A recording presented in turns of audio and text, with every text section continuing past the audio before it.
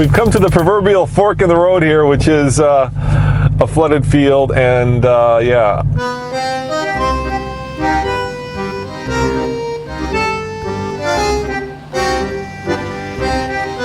So far we've had a tractor, a F-250, right? Yep. And a Jeep go through. None of that fills me with confidence. Let's see if, like a regular passenger car. Here we go. Here comes a Chevy, Tommy. Here comes a, I think that's a Cruise. Here comes a Cruise. So if the Cruise can make it, we can make it. Hop in, Tommy. Hop in, dude. We're gonna go with this. We're gonna do this. Let's turn around. We're gonna do it. Let's go. Dad, we are not doing this. We're doing this. Hop in. You We're know going. what the rule is? Ankle high. We're going. Don't do it. The Cruise We're not gonna drive a Hellcat. Cruise just did it. That minivan's doing it. You know what? I don't want to do this. No. Come on. You're gonna be the idiot to drown the Hellcat? You're gonna be that guy? I'm not gonna drown the Hellcat. Dad, this is asinine. This is not funny. I'm not. No, don't laugh. Dad. Look, the minivan just made it. So what? Is he in a $74,000 car that's not his? Oh, for God's sakes. With low profile tires? Look, that's bumper high. That's bumper effing high.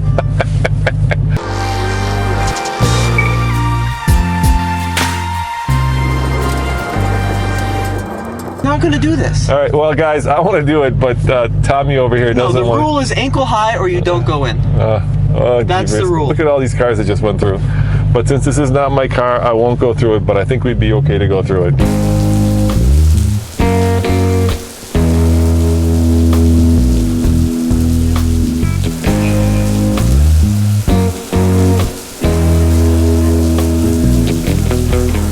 I'm super excited because I'm here at the Indy 500, the home of the famous Indianapolis 500 Motor Speedway and race, to drive this, the new wide-body Dodge Hellcat. The only problem is, well, you can see what the problem is. It's just very, very rainy. It's been raining here like in the tropics. So unfortunately, we can't take this car on the track, but we can take it on the road.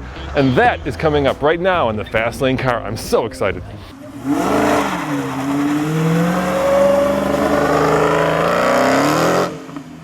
Did you know that this wide-body Hellcat is actually slower than the regular Hellcat? In fact, 4 miles an hour slower. Why is that? Well, I talked to Eric, who's one of the engineers who's been with this vehicle since the beginning, and he'll tell you why.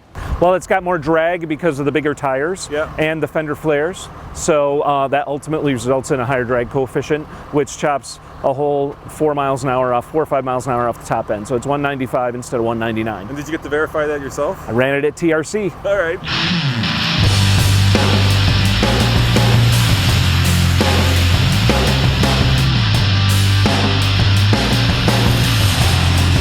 So sometimes things go very, very right, and sometimes Mother Nature has her own plans, and today is one of those days. As you can tell, we have a severe thunderstorm warning in effect for Fountain, Montgomery. And let's show the map. Let's see what that looks like. We are in the middle of what can best be described as torrential downpours, which is a shame because I'm here at the Brickyard, the famous Indianapolis Motor Speedway, to drive this car, but because it's basically a torrential downpour, we won't be able to drive this on the track, but we will get to drive it on the road.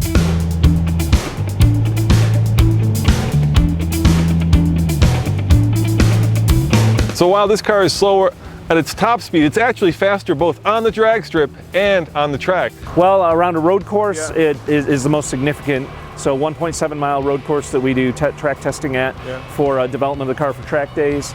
It's a full 2 seconds, which ends up being 13 car lengths across the start-finish line with the speed that we're going at the start-finish line. And you get about 0.3 of a second in the quarter mile because of the extra contact patch and the compound and such. A little bit better in braking and about 3 to 4 hundredths of a G on the skid pad. You up for a drag race? Which one of us skid into the other one? Exactly. All right.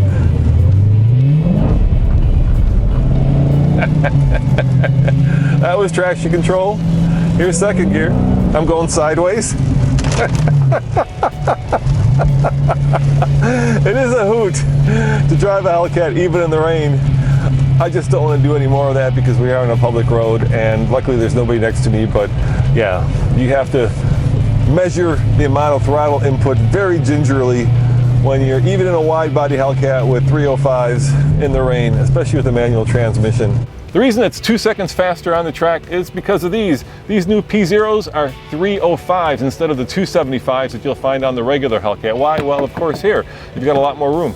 So I got to ask, why didn't you do it originally like that? Why did you put those thin tires on the back of it? Well, it wasn't the flares and everything wasn't part of the plan. It was we were before that. Before 15, we had 245s on the front and 255s in the rear, so we worked like crazy to get 275s on the car, and rolled fender lips and all that stuff from the factory, and working really closely with the geometry to make sure it clears.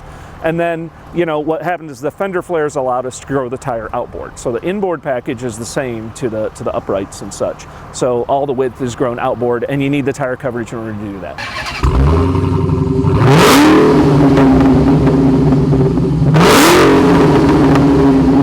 So this car starts at about $72,000, $73,000 when you put everything into it. And what you're really paying for is that. I mean, look at it. It's just such a meaner, such a more aggressive, such a more forceful, badass looking car.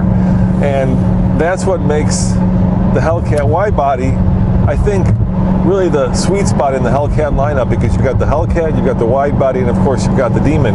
Now the Demon is an all-out drag strip, sub 10-second car that is meant for racing and is only, at least initially, being built in a quantity of 3,300, and most of those are already spoken for. But the wide body is kind of the Goldilocks car. It's got the best of both worlds. It's got the Demon look, it's got the Hellcat engine, and it's got that kind of aggressive, mean, badass stance, which the Hellcat is missing, because the tires now on the Hellcat, the regular Hellcat, just look silly.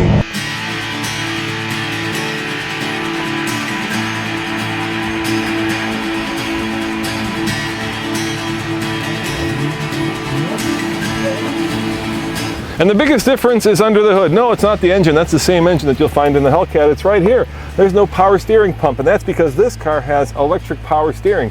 Why is that better? Let's ask Eric.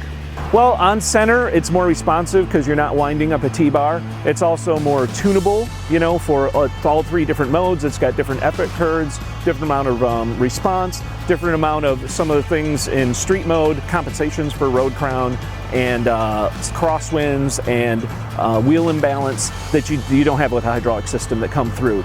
So those things that customers like to live with every day, the electric power steering systems like to do that. And also electric power steering likes to have a little more steer moment to back feed through, and having the bigger tires sticking out farther enabled that as well, so you still have some good feedback driving the car. Did you lose any steering feel? You're always going to lose a little bit of steering feel, but we gained assist at park efforts. We gained less assist at high speed, so we can actually make the car feel right through all its different speed range.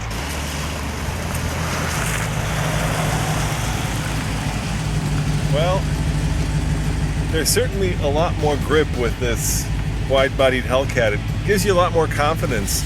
It just feels like it's a lot more planted, and yeah, I kind of want one. We're in the heart of the storm right now.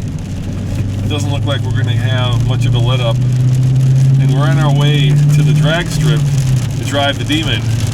So I don't think drag racing in the rain is going to happen. Yeah. Been one of those TFL misfortunes, misadventures.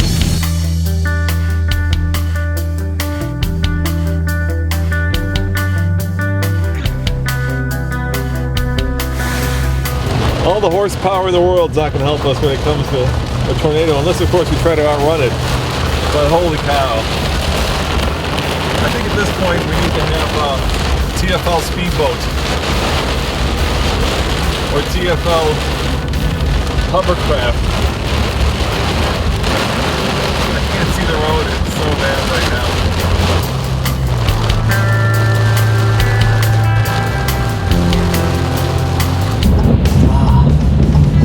Underpass is nice. Yeah. Right back into it. Alright, one more splash for the road. Here we go.